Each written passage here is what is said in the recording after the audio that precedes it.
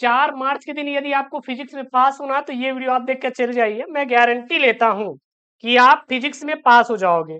अगर आपका ये सपना है कि गुरुदेव हम इस वीडियो को देख के फिजिक्स में हम 70 में 65 स्कोर करोगे तो भाई साहब नहीं कर पाओगे, क्योंकि ये है आपका पास होने का तरीका। तो देन आप 23 प्लस नंबर पाओगे, कम से कम मैं आपको 70 में 30 दिलवा दूंगा। कुछ बच्चे ऐसे होते हैं, यूपी बोर्ड का देखिए एक सिस्टम है कि पढ़ते नहीं साल भर, जब आपका डेट आता है, एग्जाम डेट आता है, तब आते हैं बच्चे पढ़ने के लिए। तो बस उन्हीं के लिए ये वीडियो है कि भाई साहब अंतिम दिन में बिना पढ़े कैसे पास हो जाए। अब बिना पढ़े का ये मतलब नहीं गुरुजी हम सो कर जाएंगे। बिना पढ़े का मतलब है कि गुरुजी हमारे पास 365 दिन होता है, मैंने 365 दिन में गुरुजी 335 दिन पढ़ाई नहीं की, केवल हमारे पास 30 दिन बचा हुआ है। अब इसी 30 दिन में क्या करना है मुझे गुरुजी? पढ़कर पास करना है।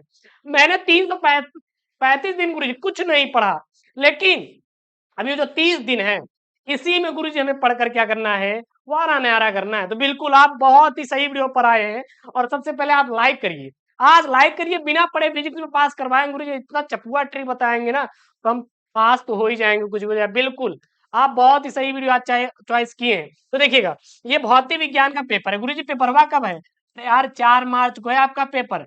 कितने मार्च को है? 4 मार्च को आपका पेपर है ना। तो बिल्कुल आप ये 70 में से 30 आएगा, यानी 23 प्लस ही नंबर आएगा। गुरुजी कैसे आएगा? आपको एक ट्रिक बताएंगे क्या? अब देखिए आपके पास लास्ट 30 दिन बचा हुआ है। इस 30 दिन में अगर आप चाहेंगे ना, पढ़ के पास कर डालोगे। और कुछ मैं आपको ऐसा यहाँ पे टिप्स बताऊंगा जिसको आप फॉलो करके भी आप पास हो सकते हो। ठीक है ना? चलिए, अच्छा गुरुजी कौन कौन सा टिप्स है? टिप्स तो बता दीजिए। देखिए, सबसे पहले हम बात करेंगे यहाँ पे खंड अ। जैसे आपका खंड अ है, खंड में क्या रहेगा? बहुविकल्पी रहेगा। कितने बहुविकल्पी रहेंगे? 6 बहुविकल्पी रहेगा, छठू। जैसे आप पे है वैद्युतशीलता का मात्रक होता है। अब आपको मात्रक नहीं याद करना है, बल्कि आपको परिभाषा याद करना है कि वैद्युतशीलता क्या होता है। अब गुरुजी हमें याद ही नहीं है, तो जब ऐसा आपको पेपर में आपको कुछ नहीं दिखा रहा है, तो आपको ऑब्जेक्टिव में, जैसे आप 5 आपके ऑब्जेक्टिव में छठू, तो 6 में आप क्या लगाइए? तुक्का लगाइए। क्या लगाइए गुरुजी? तुक्का लगाइए। तुक्का लगाएंगे तो 2 आपका सही रहेगा, 4 गलत रहेगा। ऐसा नहीं है कि 6 में 6 क्या रहे? गलत रहे, क्योंकि आपके लास्ट दिन में कुछ तो कुछ पढ़ के जाएंगे।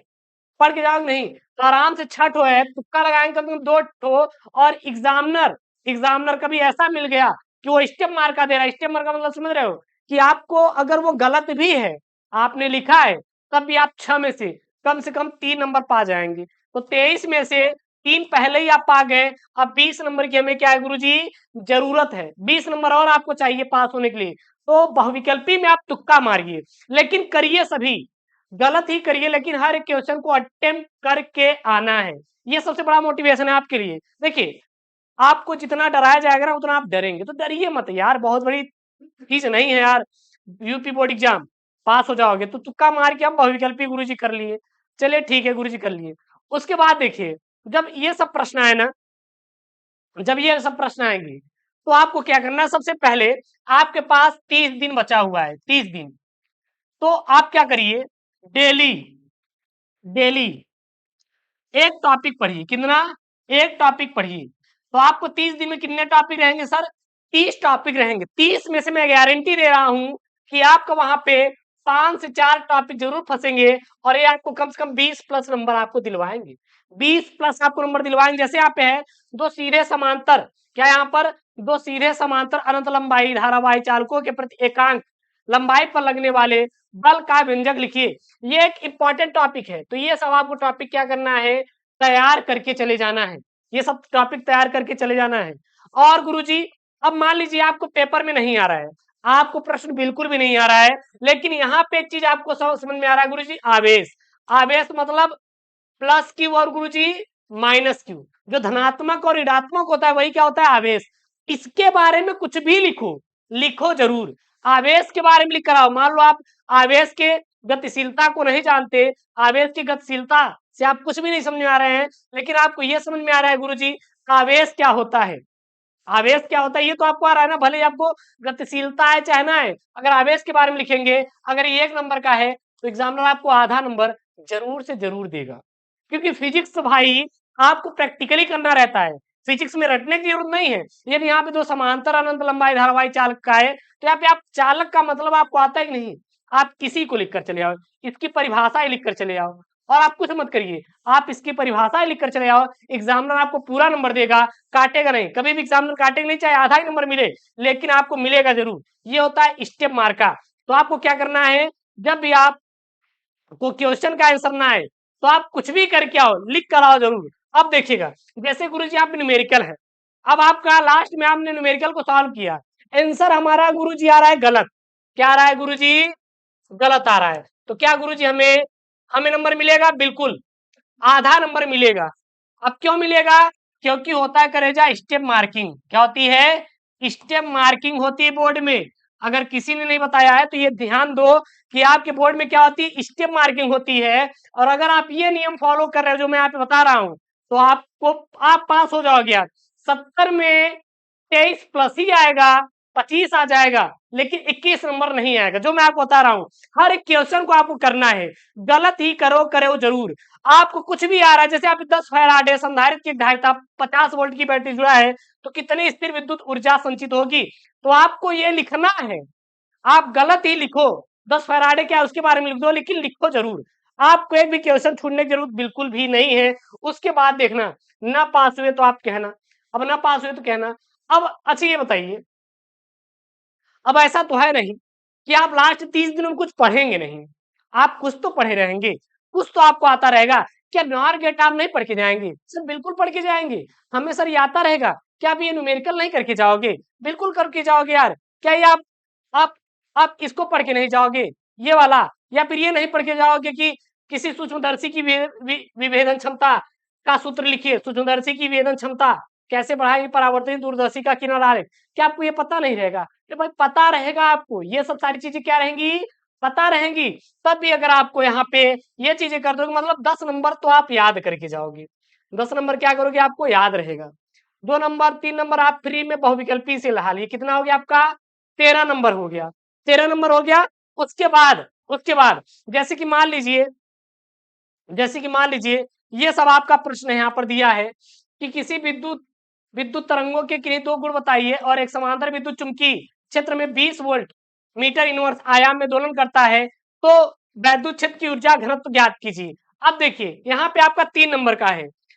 अब अगर आप वैद्युत चुंबकीय तरंगों के गुण को लिख दिए, मतलब वैद्युत चुंबकीय तरंगों से कुछ भी समझ में आ रहा है आप लिख देंगे, थोड़ा सा कोई फार्मूला लगा के गलत ही आप इसको कर देंगे, 3 नंबर है तो आपको एग्जामिनर आपको 1.5 नंबर तो जरूर देगा, 1.5 नंबर 3 में से जरूर देगा। तो ये सब आपको ट्रिक अपनाना है भाई साहब। हमें नहीं आ रहा है तब भी करके आना है, गलत ही लिखना है जरूर। अगर प्रकाश शब्द दिखाई दे तो प्रकाश के बारे में छाप दो, विद्युत दिखाई दे रहा है विद्युत के बारे में छाप दो। लेकिन अब कुछ बच्चे कमेंट करेंगे, अरे गुरुजी अगर ऐसा होता सभी बच्चे पास हो जाते। ऐसा है, पता है जब बच्चे एग्जाम देने बैठते हैं ना तो उनके दिमाग में खौफ रहता है, अरे यार गलत लिख देंगे हमें तो नंबर ही नहीं मिलेगा। भाई साहब लिख के तो आओ, लिख कर तो आओ। आपको 70 में से आपको 23 प्लस जरूर मिलेगा। और 70 का पेपर कहाँ आता है यार, मैं आपको दिखा रहा हूँ 70 का नहीं आता, बल्कि ये जो पेपरवा होता है ना आपका आता है, देखिए यहाँ पे आपका आता है गुरुजी 130 नंबर का, 120 नंबर का। कैसे गुरुजी, अथवा में भी तो रहता है यार, अथवा वाला प्रश्न नहीं जोड़ेंगे क्या, अरे जोड़िए तो ना। तो आप 70 क्यों देख रहे हो, आप टारगेट करिए 100 नंबर का। 100 नंबर का गुरुजी पेपर आता है हमारा, 100 में से आपको 23 लेकर आना है यार, न कि 70 में, क्योंकि अथवा वाला भी तो है ना, इसका भी तो नंबर आपको जुड़ेगा। तो आप दिमाग को अपने क्यों बैठा कर रखे हैं कि हमें गुरुजी 70 में 23 लाना है। अरे यार फिर वही है, आपको 100 में 70 टारगेट करना है, 100 में 70 टारगेट करना है, 100 में 23 टारगेट करना है।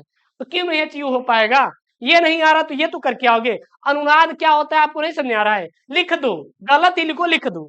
जिस दिन ये आप स्टेप को अपना लिए समझ लीजिए फिजिक्स में कोई भी फेल नहीं कर सकता। आपको कम कम ही नंबर मिलेगा, लेकिन हर एक प्रश्न में अगर आप 2-2 नंबर भी लगा लिए, आधा आधा भी नंबर लगा लिए तो आपके कम से कम 15 से 20 प्रश्न होते हैं गुरुजी, 15 से 20 प्रश्न होते हैं। तो क्या आप 10 नंबर का अपने से नहीं करके आप पाएंगे। भाई साहब 10 आप कर लिए और 13 नंबर अगर आप एक एक नंबर भी लगा लिए तो 23 नंबर तो आपको ऐसे ही मिल गया यार। 30 नंबर आपको स्कूल से मिल गया तो कितना हो गया आपका 33 63 नंबर हो गया, 63 का 53 नंबर, सॉरी 53 नंबर आपको हो गया। तो आप फिजिक्स में तो पास हो जाएंगे ना।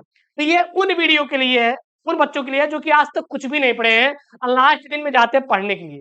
तो हमारा आप नियम फॉलो करिए। सबसे पहला फार्मूला तैयार कर लो, जितना फार्मूला है, जितना परिभाषा रट डालो, वो शब्द दिखाई दे तो वो परिभाषा छपना चाहिए पेपर में।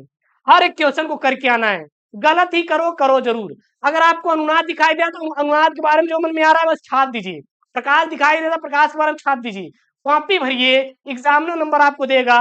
और मैंने देखा है ऐसे ऐसे कुछ बच्चों को देखा है कमजोर, जो कि मेरे ऑफलाइन कोचिंग पढ़ते हैं, उनको भाई साहब ज्ञान दिया गया ना, तो वो उनसे भी अच्छा नंबर लेकर आए जो कि डेली पढ़ते थे। हैं बच्चे ऐसे, क्योंकि आपका कभी-कभी जो एग्जामिनर होता है ऐसा मिल जाता है जो कि देखता है कि बच्चों ने कॉपी भरा कि नहीं। कॉपी जितना भरेंगे उतना आपको नंबर मिलेगा, कॉपी भरने का नंबर मिलता है। स्टेप मार्किंग होती है।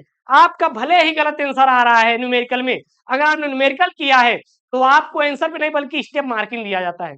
5 नंबर का है, आपने आंसर गलत किया है तब भी आपको 3 नंबर मिल जाएगा। आपने सही परिभाषा नहीं लिखा है, उसके बारे में लिखे हैं तो आधा नंबर आपको मिल जाएगा। तो आपको छोड़ना नहीं है यार। और हाँ, जो इम्पोर्टेंट टॉपिक है जैसे कि सूक्ष्मदर्शी है, ठीक है ना? और इधर है आपका एम्पियर का परिपथीय नियम है, ये सब आपको रटे रहने चाहिए यार। ये सब आप मेजर टॉपिक है, आपके ट्रांसफार्मर है टॉपिक, ये सब आप रट लीजिए। बाकी जो बचा रहेगा ना वो आप कर लोगे, बहुत ज्यादा आप टेंशन मत लीजिएगा। लेकिन हाँ, जो मैं यहाँ पे आपको नियम बताया कि आपको कैसे क्या करना है, अगर ये नियम को फॉलो करें तो आपको 100% मैं गारंटी देता हूँ आप पास हो जाओगे। 100 में 23 नंबर लाना बहुत बड़ी बात नहीं है, बहुत ही छोटी चीज है। आप सोचिए कि एक एक नंबर भी हम लेकर आएंगे गुरु जी, तब भी हम पास हो जाएंगे। 19 नंबर तो इसी हो 15 से 19 क्वेश्चन पूछता है, हर में आप एक एक नंबर ही पाए तभी पास हो जाओगे। 10 नंबर आप करके ही आओगे। कोई अगर एकदम एकदम पढ़ने में कमजोर है तो पा ही जाएगा। जो कॉपी भरा है, गलत ही लिखा है, वो पास हो जाएगा। जो बहुत ब्रिलियंट है, आपने कॉपी लिखा ही नहीं है, आप कुछ लिखते ही नहीं, तो आपको नंबर कहाँ से देगा एग्जामिनर? सोचिए, अगर वो सोच भी रहा है कि आपको पास कर दे तो नहीं पास हो पाएंगे। तो ये जो मैं आपको बताया हूं ना, इसको फॉलो करिएगा, 100% आप पास होंगे फिजिक्स में। ठीक है ना? टेंशन नहीं लेने का। और हाँ, चैनल को सब्सक्राइब करो, वीडियो को क्या करिए, लाइक करिए। मिलते हैं नेक्स्ट वीडियो में। कि दोस्तों, थैंक यू, जय हिंद।